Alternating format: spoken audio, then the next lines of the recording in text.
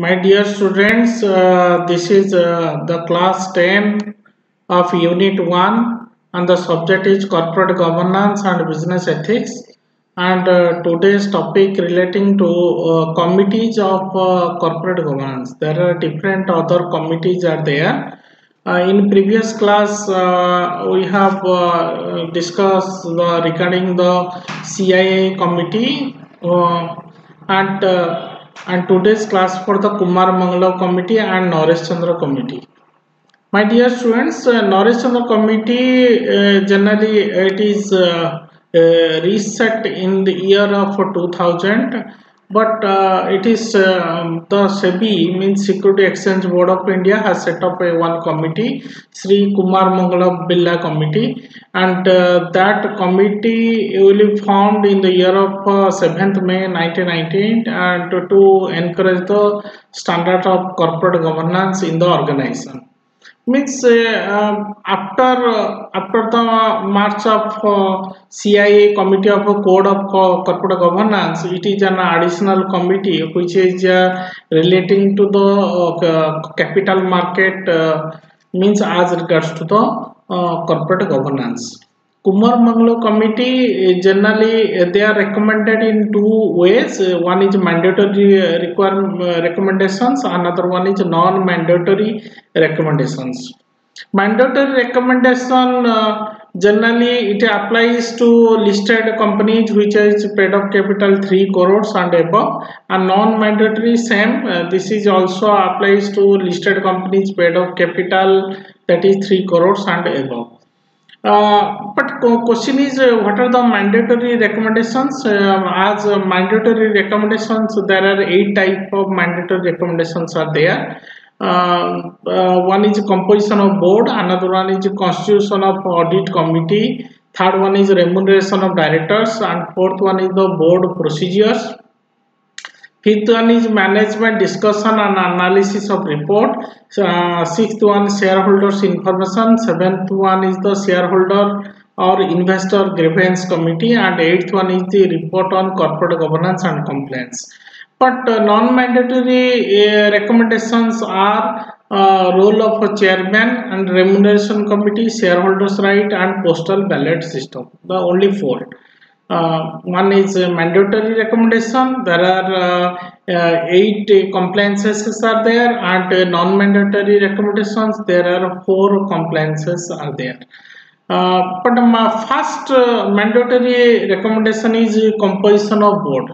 Composition of board means there is a combination or mixture of the board, or board means there may be a executive and a non-executive directors should represent the particular company, means 1/3 independent director in case of non-executive chairman, or at least one half of when the chairman is executive, means 1/3 independent director in case of non-executive chairman, or half means 50% chairman if the chairman is executive one. And if you go through the constitution of audit committee, there are audit committee 3 independent director with along with the finance and accounts, or who is responsible to look after the appointment, removal and remuneration. There may be a part of a audit committee, and the audit committee at least 3 non-executive directors should represent, and their representation such as 1 independent director such as the chairman, and finance director which represent as an internal audit or representation of external auditor also, and company secretary as a secretary of the particular committee. And every committee, that audit committee should be held in thrice in a year, and a meeting should be finalization of annual accounts, so not necessarily the 6 months. Means the audit committee is important criteria as regards to the particular mandatory requirements. Third one is the remuneration of directors. If you talk about remuneration, there is a commission or remuneration or a stock option policy. Another one is performance measures, incentives there has to be covered. And if you talk about board structure means the meeting should be held within the gap of 4 months and with a discussion with the capital budgeting, quarterly result and other minutes of meeting. And the director should not be in previously already this type of information also sorted out. The director should not be member of not more than 10 committees, and the chairman should not be more than 5 committees across the whole companies, and the board should be clearly the role of management, means there is a chief executive and executive director and key managers are there. Means a director should not be more than 10 committees or to act as a chairman, or 5 committees of all other companies. Means not a director should not be a member of more than 10 committees to act as a chairman, or 5 committees across all companies which he is also a director. That is the important criteria as regards to board procedure.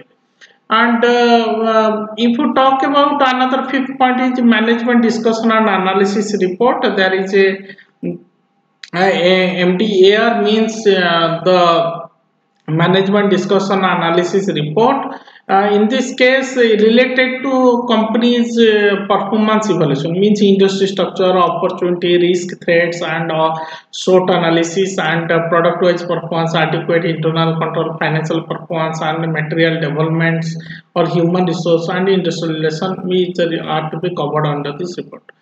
Sixth point is the shareholders information. If you talk about shareholders information, means the appointment, reappointment in the by the shareholders with a brief resume or brief right participation or decision making of corporate changes or takeover, sale of asset, divisions of the company, change of capital structure, or any declaration of financial performance in the last 6 months, which is in the hold in the means shareholders meeting. These are covered under the shareholders information.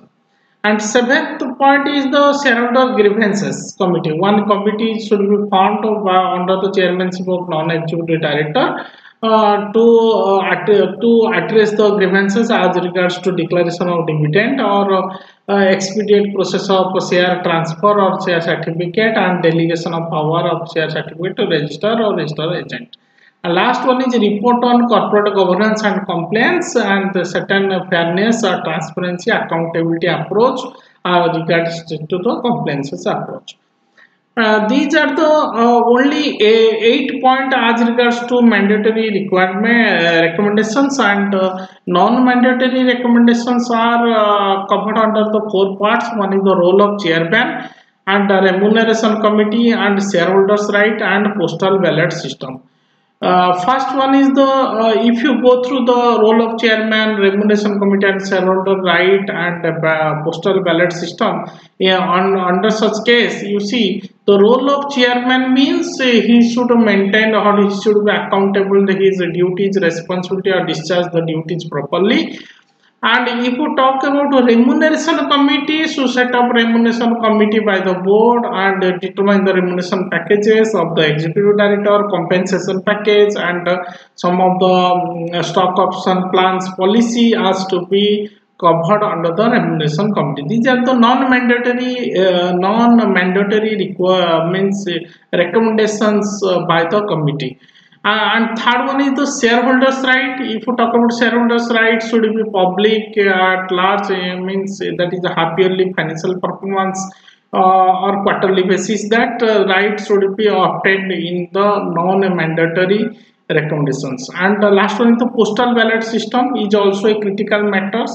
And it's also a there may be a requirement of alteration of memorandum of associations and there corporate restructuring or further capital acquisition or venturing a new type of business or covered under such type of decisions are to be made in the annual general body meeting. And postal ballot system, whether it's a non-mandatory recommendations of a particular committee, means the Kumar Mangala there is a Kumar Mangala Billa committee is also a not only the form of the only structure of the board, but also they are the focus of the some other ways, some of the mandatory recommendations and some of the non-mandatory recommendations.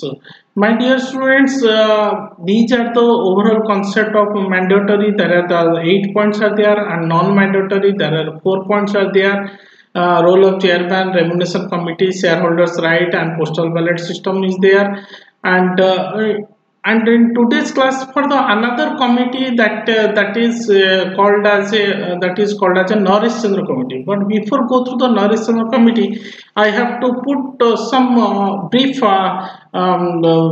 recommendation as regards to Kumar Mangala Billa Committee. Kumar Mangala Billa Committee is totally focused on the only duties and responsibility, accountability, financial disclosure practices, both financial and non-financial transactions of as relates to the corporate governance. And the code of corporate governance is also they are focusing it's a compulsory for every organizations, and the organization has generally basically he has focused in 3 elements. One is corporate governance as regards to shareholders, as regards to board of directors, as regards to management. And they are focusing only board of directors point of view, shareholders point of view. Another one is the management point of view as regards to the good doing of business, or which is really a good guidelines to suit the Indian environment position as a stakeholder, as a greater level of success of the particular company.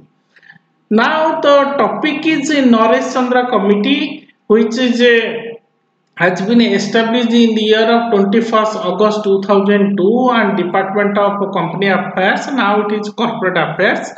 Under the Ministry of Company Finance and Company Affairs appointed one committee to look out the corporate governance or examine the aspect of the corporate governance practices.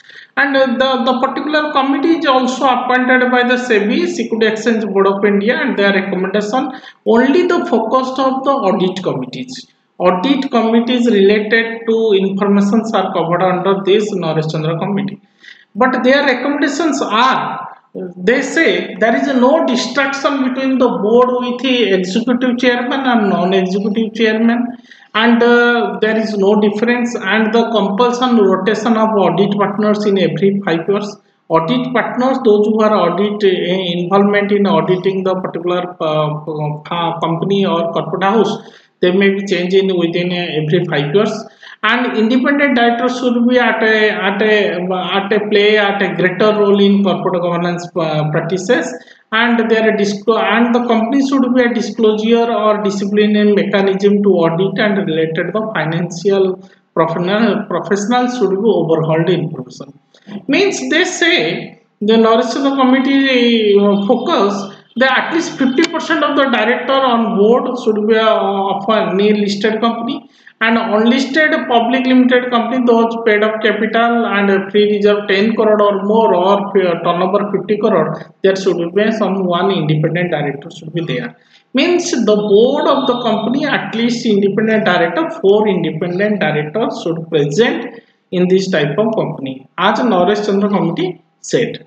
But audit committee of these companies should be entirely dependent upon the independent director. As earlier said that the Naresh Chandra Committee is only focused on the audit committees, and audit committees can be looked out by the independent directors, and the independent directors present should be 4, and that independent director not only their paid up capital 10 crore and turnover is 50 crore, but previously all other committees they are also their reforms also related to changes as regards to the 3 crores also. Means in Naresh Chandra Committee only recommendation as regard to how far the independent director or composition of audit committee is so important and so at a greater stake in relates to the corporate governance practices should be improved in a such a manner. My dear students, we have talked about in today's class only 2 topics. Only one is Kumar Mangala Billa Committee and second one is the Naresh Chandra Committee. In the Kumar Mangala Billa Committee, there is a mandatory requirement of 8 and non-mandatory recommendations are the 4, mandatory 8 and non-mandatory is the 4, and Naresh Chandra Committee is only focus about the only independent director's role as regards to the audit committee, and they can how they can look after the particular listed companies as regards to their turnover issues. And thank you.